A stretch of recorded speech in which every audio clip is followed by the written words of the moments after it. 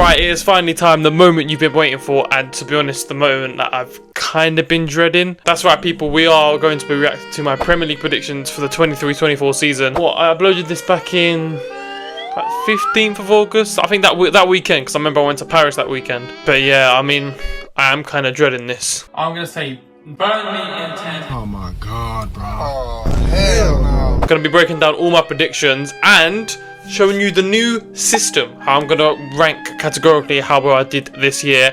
And hopefully, when I do more predictions as the years go on, you know, we'll have some kind of scores to compare. See if I get better at predicting, which I mean by this year, next year can only go up, I'll be honest. But yeah, people, welcome back to the channel. If you do go on to enjoy this video, please make sure to leave a like and subscribe if you are new around here. But yeah, I mean, let's just get into it, man. So here is how it's going to work. So we'll go through, based on my predictions, the list will go from what I predicted 20th would be all the way up to 1st, and then compare that with the real Premier League table. Now, if I get an exact prediction right, so the exact position that they were in, that'll be 3 points. So I'll get 3 points for that. If they were one off, so either one above or one below where I predict them to be, then I get 2 points. And if they were 2 off, I would then get 1 point. If it's any more than 2, 0 point. But yeah, I think it's going to be interesting, you know, I can actually, like, when I do my next year's predictions, I'll be able to categorically compare my scores year after year after year. So yeah, should be a nice way to actually judge how good I've been. But I mean, yeah, let's just jump into it, man. Starting off with 20th to 18th, I predicted that it would be Wolves 20th, which, yeah, Sheffield United 19th, and Bournemouth 18th. Right, let's start off from the beginning. I mean, Wolves, that was, looking back, a horrific prediction. Like, I think it is quite easy to say this now, but at the time of recording, I had only just realised that Lopetegui had been sacked. Obviously, there was no rumours of Gary O'Neill yet, and even if there was, he did decent at Bournemouth, but like, he wasn't a world beater, like, he was just okay. But I mean, the job Gary O'Neill has done has been absolutely insane. I mean, he's brought the best out of Hwang Hee-chan, Cunha, Pedro Neto when he wasn't injured. But even then, it's unfortunate for him because obviously Hwang went on the Asian Cup and you kind of saw that in their results. Neto's injuries, they've had quite an inconsistent squad at times, and it was quite a transitional period, I think, for Wolves this summer. You know, they lost quite a lot of their players that have been there for ages, like Ruben Neves, Moutinho, or even players like Diego Costa, who wasn't there for a long time, but it's experienced players. That was my main point in the video. They just lost a lot of experience, and that's why I thought they struggle, especially with a new manager coming in. I thought they'd just get absolutely bombarded, but to be fair to Gary O'Neill, he's done really well. And yeah, so 0 points. I mean, they finished in the end 14th, so that is a tough one. That's a tough one to take. Sheffield United next. I mean, 2 points, so first bit of points picked up for me here. 1 off. Obviously, they finished 20th in the end, which, what a horrific campaign it has really been. Now I look back at it, I don't have a clue how I didn't put on bottom. Like I did mention in the video how they literally brought in nobody of real quality. They lost a couple. I think that Ndia, who was really their star from last season, they got rid. They sold him, and then trying to kind of reimburse that fire they got in 1920 season by getting back Chris Wilder. I thought it was quite a desperate approach, and obviously it didn't pay off. Like when he came in, there was no real difference. It is quite embarrassing. They won 3 games all season, conceded 104 goals and scored 35. I mean, it was a proper battering for them. Now, Bournemouth, I predicted 18th. This, once again, is a dreadful prediction. They finished 12th in the end. So another 6 places off, just a casual 6 places for both Wolves and Bournemouth I predicted off, so yeah, it goes to show. But I mean, in my defence, when you look at the start of the season, until game week 10, they hadn't won a game. And it was against a very poor Burnley side that they won. But then it was obviously an amazing run of 7 games undefeated from then on, which included that 3-0 battering to Man United at Old Trafford when they just wiped the floor with United in their own backyard. Yeah, that real run in form really did save them, I think. But it's exciting times for Bournemouth. If I'm a Bournemouth fan, I'm excited. You know, Solanke was a real star this season. Even players like Zabani, the Ukrainian player, and like people like Kluivert chipping in, Semenyo.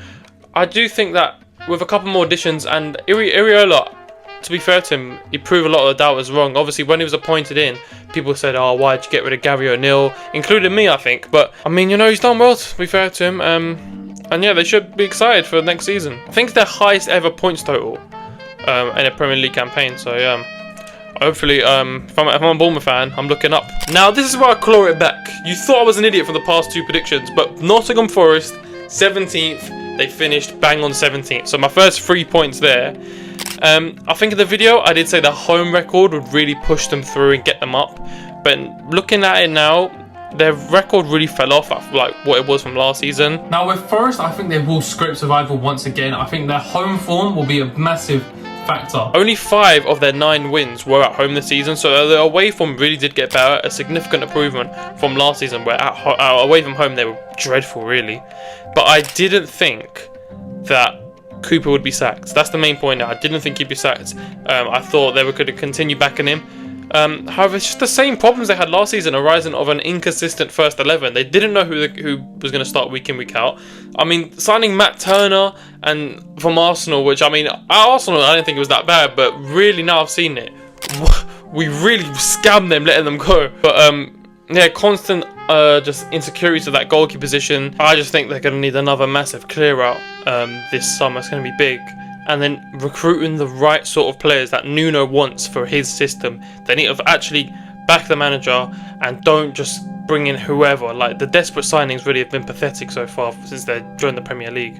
So I think just be a lot smart with their signings, get a lot of deadwood out, and just bring players who actually have quality. Build around players like Murillo, like Morgan Gibbs-White if he stays, even Awoni. I know he was injured for a bit of the season, but yeah, like, you really need to get that foundation going unless they are destined for relegation. Like, don't get me wrong, yeah, they didn't go like, they could have gone down. The reason they didn't go down isn't because they were good. It's because the bottom 3 were just horrific. Like, if that bottom 3 had any sort of quality, then Forest would have gone down this year, 100%. Now next, Luton Town. I do think Luton were very unlucky this year. I do think their lack of quality. I predicted them to stay up. I thought that it would be like a season where Huddersfield came up the first time, or where Sheffield United came up the first time. Well, 1920, where like they have that shock factor when they just, you know, surprise the league and really do well. And I mean, it was looking at one point that was going to happen. Like, they were very unlucky. I think some amazing performances against Arsenal at home. Obviously, Arsenal nicked it in the final minute of the game in the 4-3. Even they played well against City, but lost 2-1. Liverpool, they played really well, and they drew 1-0 in the last minute. Barkley was amazing. Adebayo was a good. They did what they needed to do. Like, they didn't try be someone they weren't. They knew they would have to play the type of football that they did, and it worked for them for the most part, and it's really unfortunate they went down, to be honest. Now Fulham. Now I think that run of Muniz when he got the Player of the Month, those possibly saved him this season. Fulham was such a strange team because they can beat anyone really. Like, if they really got, like, obviously they beat Arsenal, they've beaten United at Old Trafford, but other times they just get turned over. Like, it really is just such a hit or miss club. But I think Fulham would have taken staying up here in the Premier League another season. They don't really care where they really finish. Now, 14th to 11th, I predicted in 14th position Crystal Palace. But once again, at one point, this looked really good because Hodgson was not getting the best out of the squad, quite clearly proved by Glasner when he came in. But ever since he has come in, my word, what a job he's done in such little time with the same squad, no real signings. Obviously, Wharton's been immense since coming in since January. To be fair to Hodgson, like Eze and Elise had been injured like in and out during his tenure, but like the work that has gone into Mateta, he's been outstanding since Glasner's come in. And yeah, just Eze, Elise have been just linking up so well. It's great to see. Like, Palace have always had that potential, but I just don't. It maybe come down to the owners sometimes. Maybe some of the fan base's ambitions as well, just being happy to be in the Prem, where really they can be like what Brighton did last year, go and push for that Europe position, because they've proven that they can do it. That the string of form they had towards the end of the season was really impressive. They battered Villa, the Champions League team. Yeah, even the United game, battered them 4-0. Like, they do have real potential, but I think Palace can be one to watch next season to see what they're going to do in the window, how they're going to reinvest, and what their ambitions are going to be, really and truly. Everton, I said we're going to finish 13th. I did predict that Everton would learn, and even then, without deductions, they would be 12. So I'd almost be like spot on with my prediction. But yeah, they've been quite impressive away from form. I said that Dyche would make them a lot harder to break down, more of a unit, a cohesive unit to defend. I do think, however, they will need some improvements in the summer, goal scoring wise. I don't think they are yet to find that reliable number 9. Calvert-Lewin's, even when I don't think it was like as injury ridden this year as he has been in previous campaigns, and he just hasn't really been up to it. But yeah, they are going to need some reinvestment in their attack if they are going to do what they probably should be doing. I mean, Everton are no joke, really. Like, there's not only a couple of years ago we were talking about them being in the European places.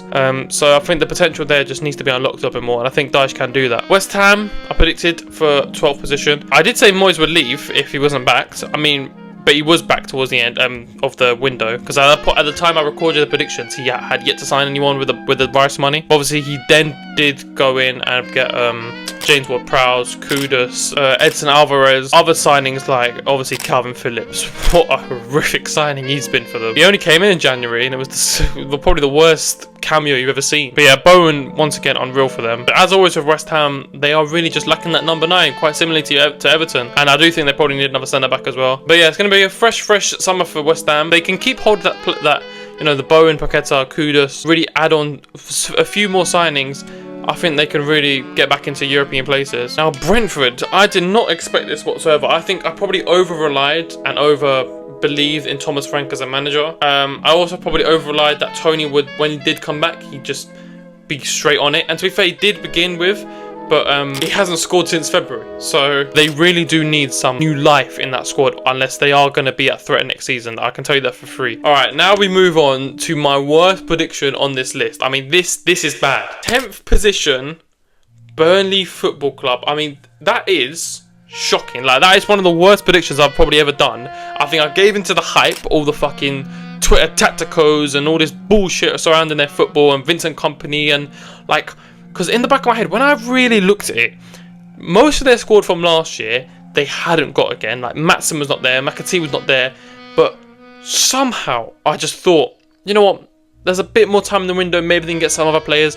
Brother, they needed Jesus. They were so terrible this year.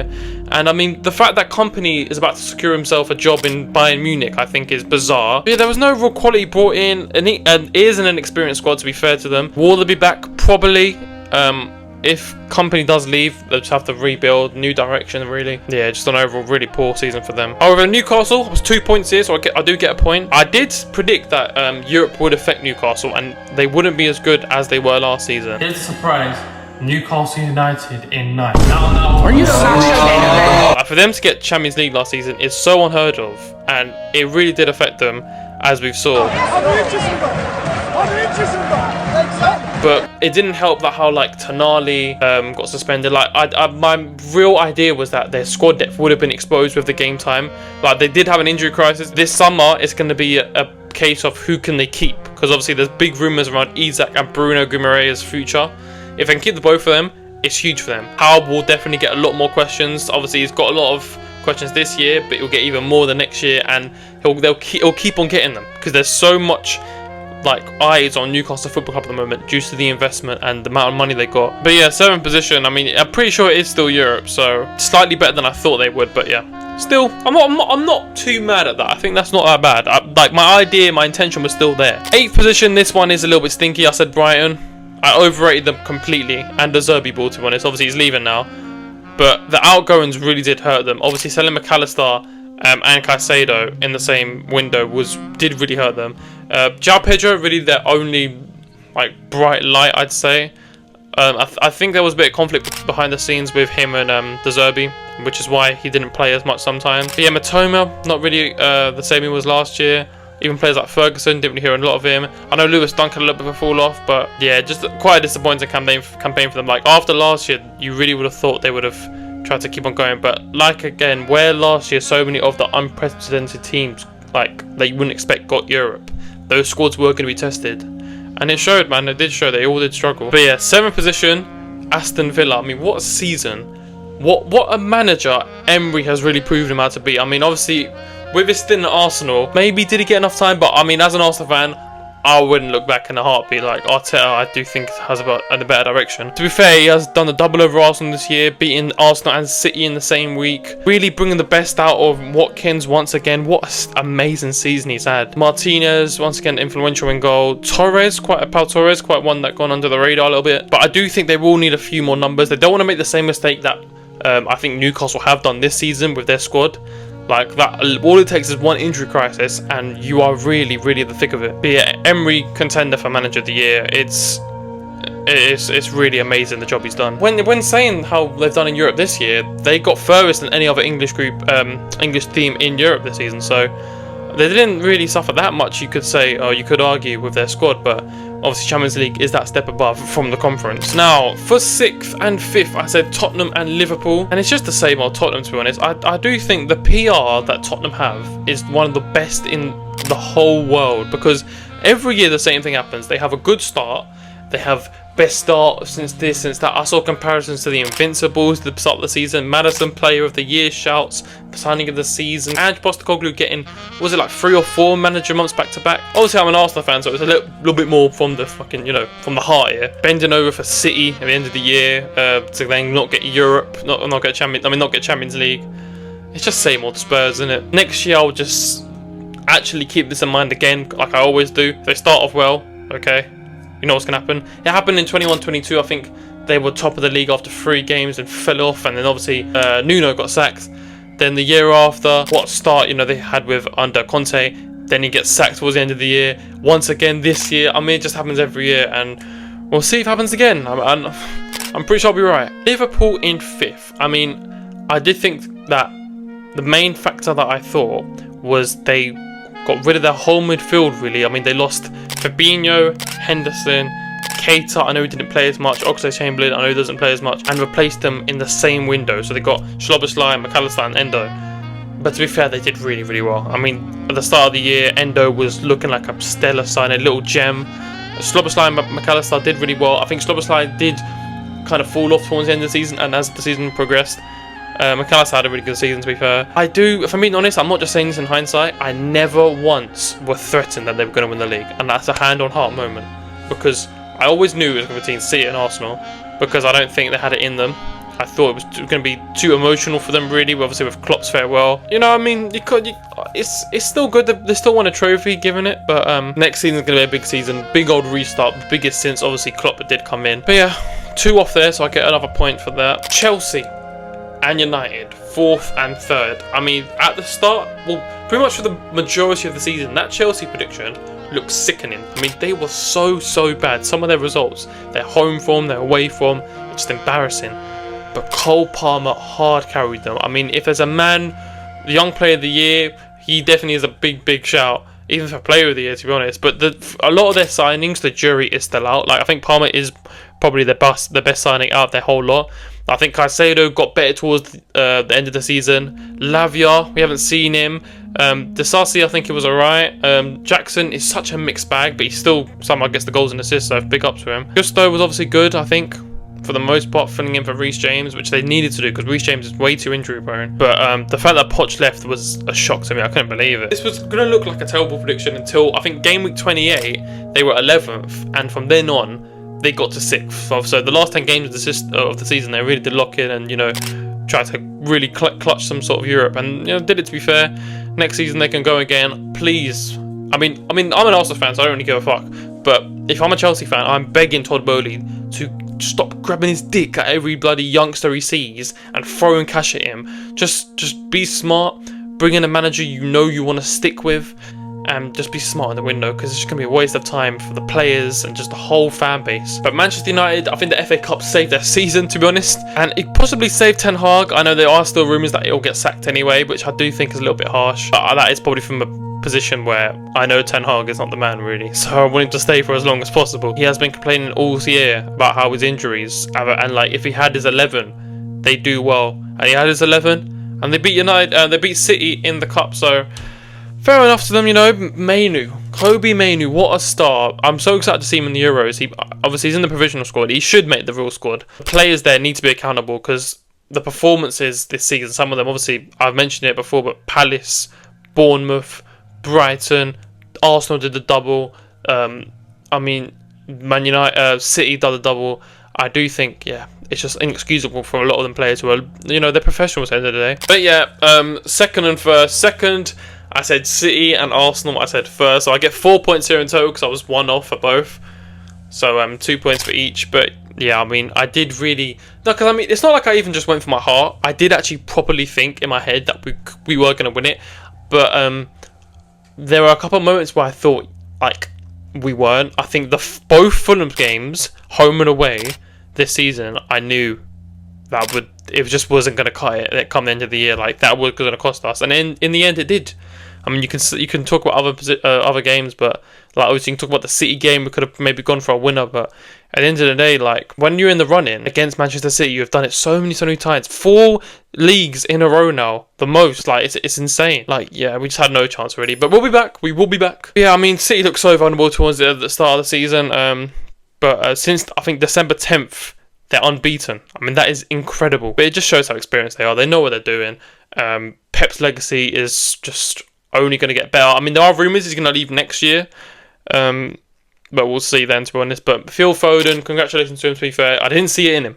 I always thought, I think in the 2020-21, I did think that he was the best out of the youngsters in the whole Greenwood, Saka, Hudson-Odoi, Foden debate. I always thought Foden was the greatest, but then Saka really overtook him, I think. This year, I think it is Foden, maybe just edges it, but even then, he's just doing what Saka's been doing for ages, so I don't know. Yeah, Arsenal, 46 out of 52 points in 2024, and it still wasn't enough. I mean, the new system, since they went to Dubai, since the January break, I mean, it did just turn their form. Yeah, too little too late, unfortunately. The earlier tweaks, the early experiments in the system really did fuck with them. Obviously, it cost them at Fulham at home.